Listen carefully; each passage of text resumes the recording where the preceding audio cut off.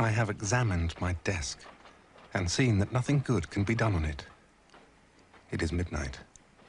The burning electric light, the silent house, the darkness outside, they give me the right to write, even if it be only the most miserable stuff.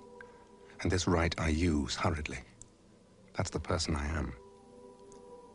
I feel restless and vicious. I have now a great yearning to write all my anxiety entirely out of me. I stare rigidly ahead, lest my eyes lose the imaginary peepholes of the imaginary kaleidoscope into which I am looking. I invite heaven and earth to take part in my scheme. And what is my scheme? To observe myself. This inescapable duty to observe oneself. But most of these observations are no more than lies. We often ask, who has been telling lies about us? Who could have said such things?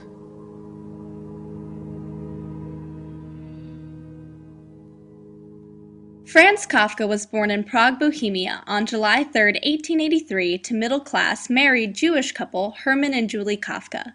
He was the eldest of 6 children. His younger brothers, George and Heinrich, died before Franz turned 7, and during World War II, 2 of his sisters died at a death camp, and his youngest sister was gassed to death at the death camp in Auschwitz. Kafka was a native German speaker. He wrote most of his literary works in German. He also spoke Czech and French. After completing elementary and gymnasium, he was admitted to Charles Ferdinand University, where he studied law. There he joined a student club named Lese und Rede Helle der Deutschen Studenten, where he met Max Brod, who later published Kafka's works after Kafka's death, and Felix Welch. They were known as Der enge Pragenkreis, the close-knit Prague Circle, a group of German Jewish writers who wrote from the 1880s until after World War II. Also during his time at the university, he worked at an Italian insurance company for a year, and then later he worked at a workers' accident insurance company, while at the same time he focused on his writing. Kafka had several serious relationships during his lifetime. He was rumored to have had many girlfriends. In 1912, he met Felice Bauer, a businesswoman from Berlin. For 5 years, they wrote letters to each other and met occasionally. They were engaged twice. In 1917, they ended their relationship. In 1920, he got attached to Czech journalist Melina Jasenska, and in 1923, he became lover to Dora Diamant, who sparked his interest in Judaism, which expanded to a deeper interest in Zionism, both of which aspects are reflected in some of his works. He never married. Kafka wasn't recognized for his work, like many literary geniuses, until after his death. In fact, he only published a few short stories himself. His world-renowned literary pieces, which include America, The Trial, The Metamorphosis, The Penal Colonies, A Country Doctor, Josephine the Singer, Letter to His Father, A Hunger Artist, The Castle, and many others were published in direct contradiction to his deathbed wishes by his friend Max Brod.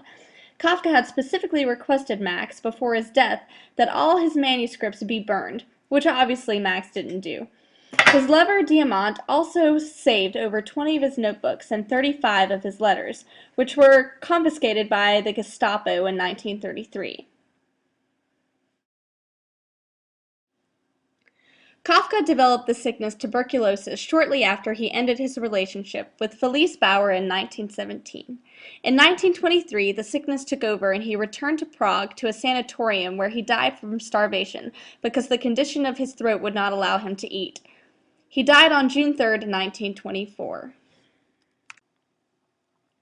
To this day, Kafka is considered to be one of the most important and influential writers of the 20th century. He was excellent in giving psychological insight into someone's mind. The word Kafkaesque is now used today to describe concepts, situations, and ideas reminiscent of Kafka's works.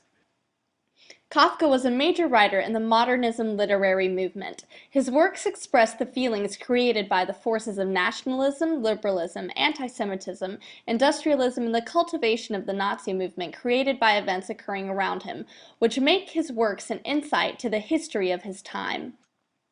His ability to portray feelings in words so that a person can actually feel what he's expressing is art, beautiful and still striking today.